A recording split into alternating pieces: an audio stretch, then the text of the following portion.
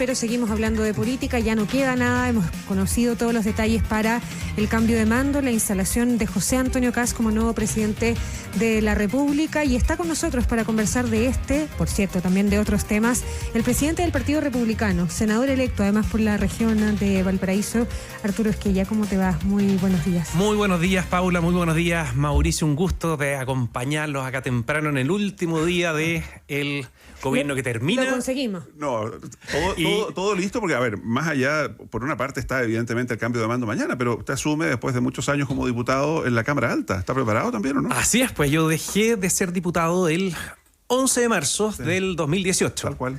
Así que han pasado algunos años y asumimos mañana nuevamente las labores legislativas, más temprano que el cambio de mando. No sé si sabrán quienes nos escuchan, pero el mismo día asume toda la Cámara de Diputados en una sesión formal que se realiza, se llama sesión de instalación. Y en el Senado juramos, acuérdense que se renueva parcialmente todos los que estuvimos en elecciones, somos cerca, creo que son 24 sí.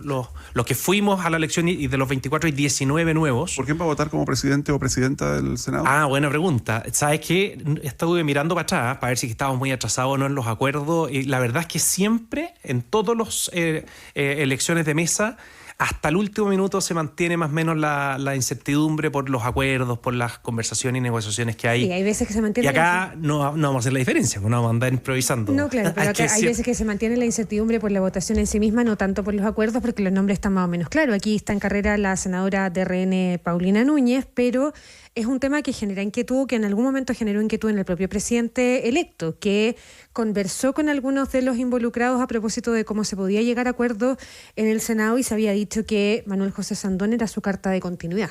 Sí, si se referían a eso, no, los nombres están bastante claros quienes vamos a proponer en el fondo, pero uno nunca sabe si es que en definitiva quienes tienen al frente son las personas o no. En lo inmediato, efectivamente, Paulina Núñez es la persona que más probablemente va a ser por quien votemos mañana como presidenta, quienes vamos a estar en los partidos oficialistas. En lo que viene después es lo que no te podría comentar porque todavía está en ajuste. Las comisiones. No quiero pasar allá. No. Uno trata de armar, digamos, un puzzle que dure toda la legislatura. Claro. Entonces, en eso todavía está en confección y no quiero enredarla más con tirar nombres a la... Uno va eligiendo más o menos como los partidos por el peso que tienen en las bancadas, y en función de eso después cada partido va viendo los nombres. Bueno, el Partido Republicano pero encuentro positivo también que se generen estas alianzas que no solo son de un sector político. Acuérdense que acá nos estamos organizando en función de cómo se va a administrar las respectivas cámaras.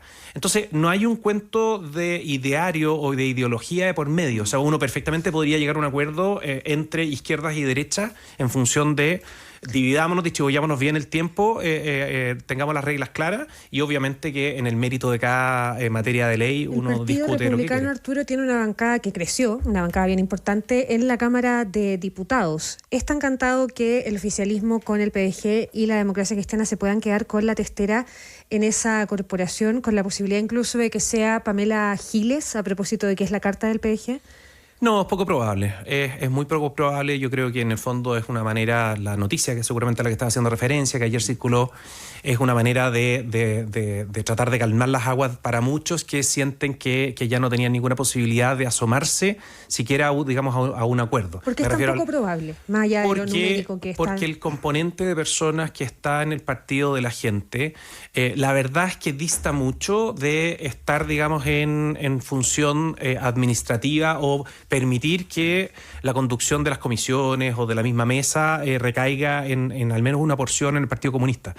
Me costaría creer, digamos, de que las personas de ese partido en el fondo estuvieran en función de eso, independiente de que cada cual tiene la libertad de votar los proyectos de ley como quiera, pero todos sabemos que existe algún tipo de incidencia, particularmente en la Cámara de Diputados, para poder en el fondo manejar la tabla, la manera en que se vota y tantas otras repercusiones que tiene el estar a cargo de las comisiones y de la mesa.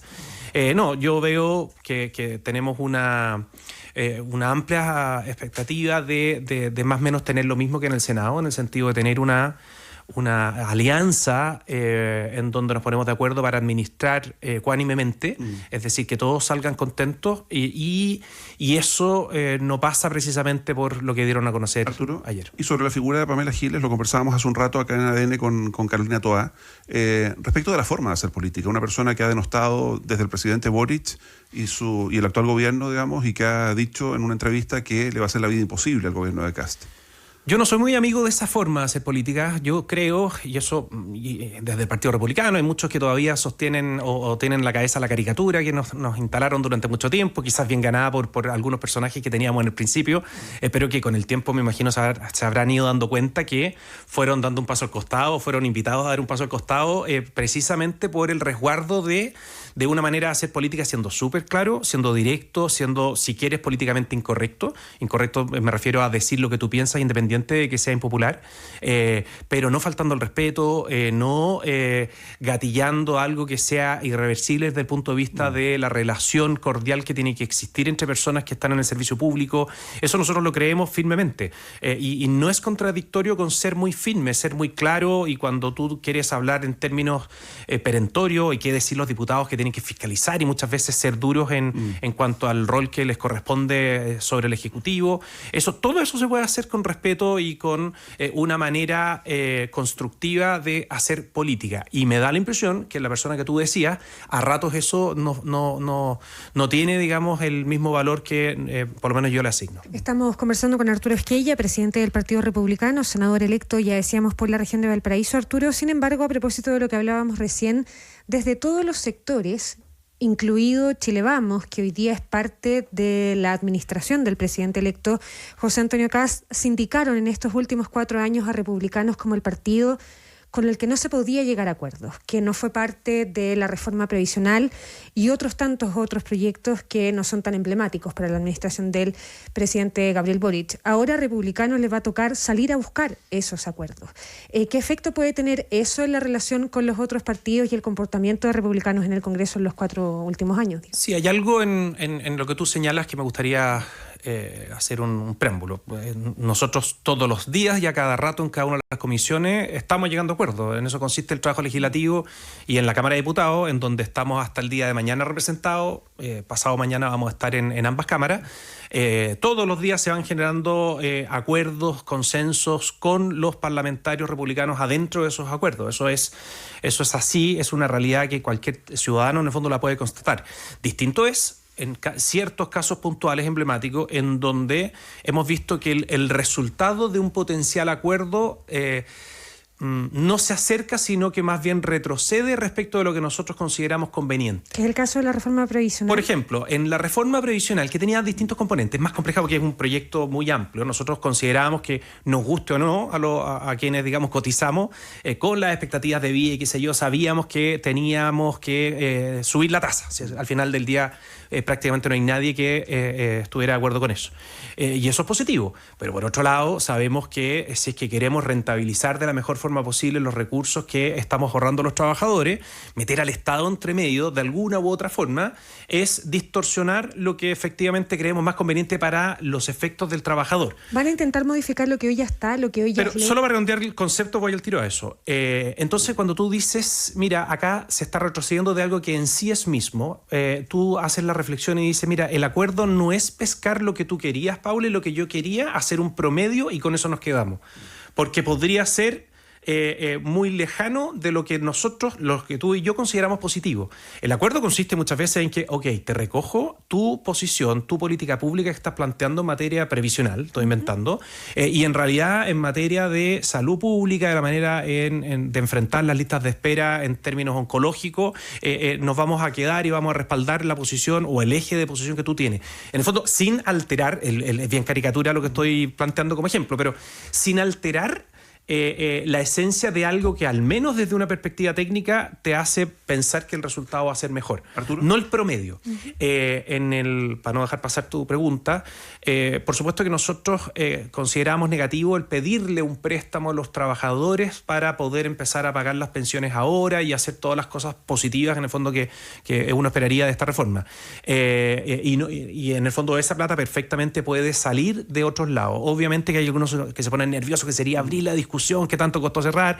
Yo creo que perfectamente más adelante, si están las condiciones, se puede hacer ese cambio de una manera específica, puntual, sin generar, digamos, incertidumbre que a algunos les da miedo. Arturo Esquella, en la búsqueda de esos acuerdos políticos, esos acuerdos de futuro, ¿es parte de la ecuación el apoyo o no a Michelle Bachelet a Naciones Unidas? No, para nada. Nadie lo ha planteado en esos términos. Yo creo que nunca fue el propósito. Recuerden que acá más bien hubo una maniobra electoral, más que electoral, política, perdón, a 37 días, nombrar, digamos, a una persona con el apoyo de otros dos países. O sea, se le propuso en septiembre pasado. Sí, pero en el fondo el mismo entorno de la expresidenta Bachelet estaba muy molesta con esto de que no hubiera sido algo que naciera entre el presidente entrante y saliente, digamos, porque al final del día quien le va a tocar todo es precisamente a quien va a estar gobernando de aquí en adelante. Pero no es una complicación el que esta candidatura vaya con el respaldo de México y Brasil para el presidente electo, por de pronto, para la decisión que va a tener que tomar. Al revés, yo creo que es una complicación para el destino de esta candidatura. O sea, hoy día, con todo lo que ha pasado en el contexto mundial, el sostener de que la candidata de Brasil y México, olvidémonos de Chile por mientras, pero la candidata de esos países será la persona que van a permitir gane entre los países que tienen poder de veto. Me da la impresión de que no. Si es que a eso tú le agregas cuál va a ser la posición de China y cuál es la posición de los otros países que uno podría decir no están en la órbita más amigable de lo que espera Estados Unidos, que ha sido bastante protagonista en todas las cosas internacionales. O sea, por lógica, ¿la decisión ya está tomada entonces? No. Nosotros lo que tenemos que hacer, y acá el gobierno, en definitiva, que asume lo que tiene que hacer, es ver cuál va a ser el escenario. Si es que nuestro voto es relevante, incidente para que salga una persona que podría tener probabilidades de éxito. Yo creo que Michelle Bachelet no tiene ninguna probabilidad de éxito, pero el voto chileno podría inclinar la balanza una vez que tengamos esa información. Pero para eso, Mauricio, falta mucho. Las inscripciones faltan meses para que se cierren y no va a haber ningún país que se pronuncie antes, digamos, de que tengamos el panorama un poco más claro. Arturo Esquellas, siguiendo con lo de la expresidenta Bachelet y con la oposición, lo quiero vincular con la futura oposición. Sí. Y lo que hablábamos antes como de salir a buscar acuerdos. La presidenta del Partido Socialista, que es cercana a la expresidenta Bachelet, Paulina Bodanovich, aseguró que si Kast no apoya su postulación a la ONU habrá consecuencias. Una frase que muchos de la derecha leyeron como una amenaza velada. Y esto se suma a una advertencia de endurecimiento de la oposición después de lo que pasó con la interrupción del traspaso normal del cambio de mando por el tema del cable chino. ¿Qué esperan de la oposición? Yo creo que la presidenta del Partido Socialista es lo que tenía que decir respecto de una expresidenta que de las filas de ese partido, o sea, hasta cierto punto, digamos, es algo entendible. Obviamente que el tono no es el mejor, no es el más conveniente, sobre todo para una persona del nivel de ella, que siempre ha estado disponible en el fondo para discutir las cosas con una altura distinta a otros personajes que están en la esfera política en su sector. Pero independiente, digamos, de eso, yo voy al fondo. Yo creo que le han hecho mucho daño a Michelle Bachelet mezclándola en todo este debate que al final, digamos, se confunde con la política contingente. Y es algo que es extrapolable a los presidentes en general. A mí, como reflexión al margen, me encantaría que una vez que los presidentes de la República ejercen su función, la verdad es que no estén dando vuelta en el concierto político permanente, porque al final del día es tironear para abajo la institucionalidad presidencial. En cambio, si es que no existiera ese escenario, tú perfectamente podrías resguardar a la figura del presidente, aprovecharla para potenciar el país mismo en el concierto internacional, como por ejemplo lo hace el presidente Frey. En fin, creo que cuando uno es expresidente, y este es un mensaje quizás para el futuro expresidente Boric, uno tiene que saber que hay un antes y un después. No puede volver a lo mismo. O sea, no puede volver a gritarle a los militares en Plaza Baquedano. Tiene que tener, o sea, de ahora en adelante va a ser un expresidente que tiene que cuidar su compostura, cuidar las palabras, cuidar las declaraciones, porque al final del día quedó inserto en la historia de Chile y afuera es reconocido como un expresidente de nuestro país, y a todos nos preocupa que esa imagen país se fortalezca. Le reitero la pregunta sobre qué esperan de la futura oposición, en la lógica de lo que ya le ponía sobre la mesa y además vinculándolo con el tema de las expectativas que van asociadas a un relato que lleva a José Antonio Kast a la moneda, que es el del gobierno de emergencia. Hace algunas semanas la encuesta CADEM daba cuenta que el 66% de los encuestados espera que haya resultados positivos bajo el nuevo gobierno en menos de un año. Y entre ellos el 35% espera cambios en menos de 6 meses. ¿Cuál es el riesgo de no poder responder a esa expectativa con promesas que fueron grandes, fueron importantes en materia de delincuencia, en materia de migración? Lo hemos tocado varias veces con un presidente que invitaba y le ponía plazo a los migrantes irregulares a salir por la frontera. Yo esperaría que el comportamiento de la futura oposición esté a la altura de lo que ellos dijeron haber aprendido. Ellos en varias oportunidades hicieron un mea culpa del comportamiento que tuvieron con el expresidente Piñera. Me refiero particularmente a quienes forman parte del Frente Amplio.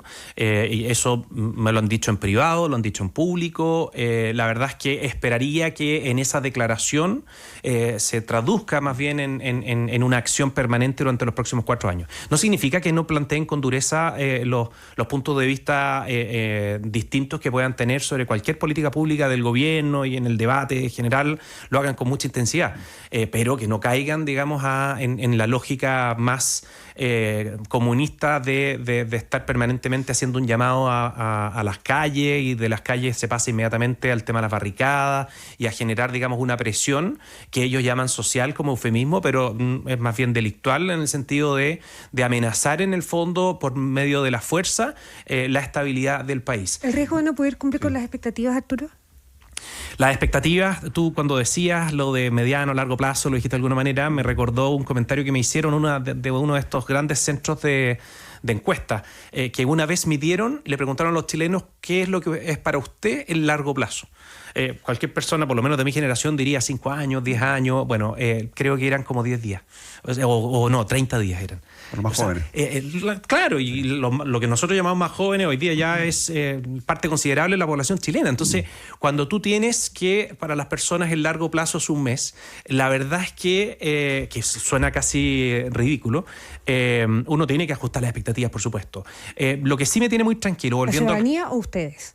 Todos. Nosotros, en el fondo, bueno, yo creo que se ha notado durante los últimos días cómo hacemos un llamado, particularmente con el escenario en que nos hemos encontrado en términos de finanzas públicas, a que esto va a costar, digamos, o sea, desde el punto de vista económico, estabilizar la condición fiscal para poder hacerse cargo de muchas cosas. Por supuesto que es una tarea muy, muy intensa. Bueno, por de pronto ya se anuncia un recorte del 3%, digamos, en los distintos ministerios, digamos, como parte de las nuevas políticas. Van a venir evaluaciones de programas que se tienen que hacer, si es que tiene sentido o no gastar recursos de todos. ¿Va a haber despidos? Despidos de personas, o sea, no solo por nosotros. El sector público. Pero sin ninguna duda, si hay más de 1 millón de personas, muchas de ellas, tú entras a una oficina pública, cuando te vas yendo, me ha tocado explícitamente, y se te acerca alguien de carrera y te dice, oiga, bien, la época que estaba en campaña, cuando a mí mismo me tocó decir algo de los 100.000 funcionarios nuevos, en fin, la gente me decía, mire, acá hay por lo menos 20 personas que nadie los conoce, no saben quiénes son, no tienen escritorio, no. Pues, obvio que ese raleo hay que hacerlo, ese estudio de quiénes son esas personas, por qué están ahí. Por lo mismo, eso va a ser parte todo de lo que ha pasado en el último tiempo, Mauricio, sí, de la molestia que se generó en nosotros por parte del comportamiento de los salientes, tenía mucho que ver con esa mala leche de por un lado salir diciendo a todos los funcionarios de exclusiva confianza el 10 de marzo, hoy día, tienen que dejar sus puestos de trabajo, y por otro lado vemos un movimiento masivo de estos funcionarios de exclusiva confianza que los trasladaron a cargos técnicos. ¿Para qué? Para que no se puedan ir de la pega hasta el 31 de diciembre. Entonces, es ahí en donde uno dice, ya, están con la declaración que hacen en los medios de comunicación o con la acción que hoy día demuestra una actitud contraria. ¿Va a ser parte de las prioridades esa evaluación y eventualmente el despido de esto que en algún momento se indicó como parásitos? Le sumo, Arturo, perdón, ayer Libertario anunció un proyecto que buscará permitir al gobierno de Kast despedir funcionarios públicos sin expresión de causa. ¿Están de acuerdo con eso? A mí me basta con que se apliquen las mismas reglas que para cualquier trabajador. Si es que existe la posibilidad de, efectivamente, cuando no se tienen los recursos, disponer del despido de un funcionario público que uno sabe está simplemente utilizando los recursos de todos los chilenos, desviándolos para un trabajo que no es útil, digamos, para el propósito, por supuesto que se debiera tener la herramienta. Me encantaría que hubiera un solo modelo, digamos, de contratación y que no se hiciera distinción entre lo público y lo privado. Ahora, Eso no está en el contexto de lo que nosotros hablábamos gobierno de emergencia, por supuesto, pero no veo extraño de que haya voluntad política transversal para avanzar en esa línea. Ojo con eso. Oiga, ya casi el término, se nos acaba el tiempo, pero ¿es cierto que a las nuevas autoridades les hicieron llegar un código de vestuario? Bueno, yo no, por lo menos en el Senado no nos llegó nada. Por nuestra propia cuenta, todos los republicanos saben que la corbata para el cargo público cuando se está en funciones es muy importante, así que yo mismo voy a tener que empezar a poner corbata de nuevo. Pero leí por ahí lo mismo que tú tienes en mente, que la austeridad en el fondo se marcar un cambio en el fondo. Claro, o sea, es que al final, y esto lo aprendí conversando, en campaña uno tiene mucho contacto con la gente y te dicen, es más relevante que incluso como uno lo ve. Cuando llegan a una oficina y hay un tipo que está con los pies encima y que lo trata, digamos, con la punta del pie al usuario que llega a ese servicio, y más encima está como que viniera, digamos, de la playa. La verdad es que hay pequeños detalles que no cuesta mucho hacer la diferencia para, digamos, respetar a los ciudadanos que hacen un esfuerzo por tener todo este aparataje de funcionarios públicos en pie. Arturo, no quiero entrar en la discusión del cable submarino chino, que lo hemos hablado suficiente, digamos, no, pero sí quiero preguntar, cuando se genera ese momento, ¿se genera también un vértigo por comisiones investigadoras? Todo lo que olía a China aparecía como sospecha, y justo en ese contexto viaja la Secretaría General de Republicanos a China, en una delegación comercial, evidentemente con un objetivo que tiene que ver con eso. ¿Cómo se entiende esa dualidad que se podría explicar sola en la lógica de que China es el principal socio comercial de Chile, digamos, pero en un contexto donde todo lo que olía a China aparecía como... Es que eso sería un error, pues si todo lo que huele a China uno debiera, porque tiene una posición política distinta, considerarlo malo, es un tremendo error. Pues, empezó a pasar a propósito de las advertencias de Estados Unidos con China y el Bueno, por lo mismo celebro tanto que haya coincidido, porque para ser franco fue una coincidencia, era una invitación que nos habían hecho protocolar. ¿Una mala coincidencia? No, una muy buena, y te la explico al tiro y yo creo que me va a entender.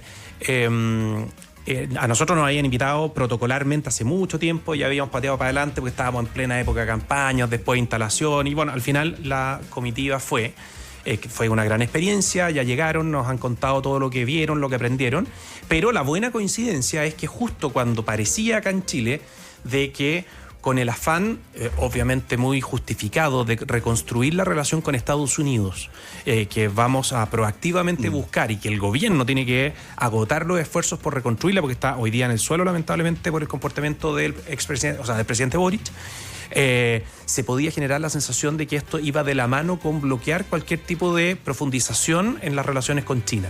Entonces, que haya coincidido el viaje de Ruth Hurtado a China, demostrando que acá no existe ninguna animadversión, sino que todo lo contrario, todas las relaciones comerciales no solo hay que mantenerlas, sino que fomentarlas y potenciarlas, creo que nos ayudó a dejar con hechos concretos lo suficientemente claro que acá no hay barreras ideológicas que apunten a fortalecer una relación y debilitar la otra. Se pueden perfectamente construir y fortalecer ambas relaciones. Ya, pues Arturo Esquella, esperamos verlo mañana en la transmisión que vamos a tener ahí desde los jardines del Congreso del cambio de mando. Vamos a estar para el lado de la cámara para que se acerque a la Bien, pues bueno. Y los días que vienen de aquí en adelante como senador electo. Muchísimas gracias. Gracias, Arturo. Que estén bien. Buen día. Buenos días.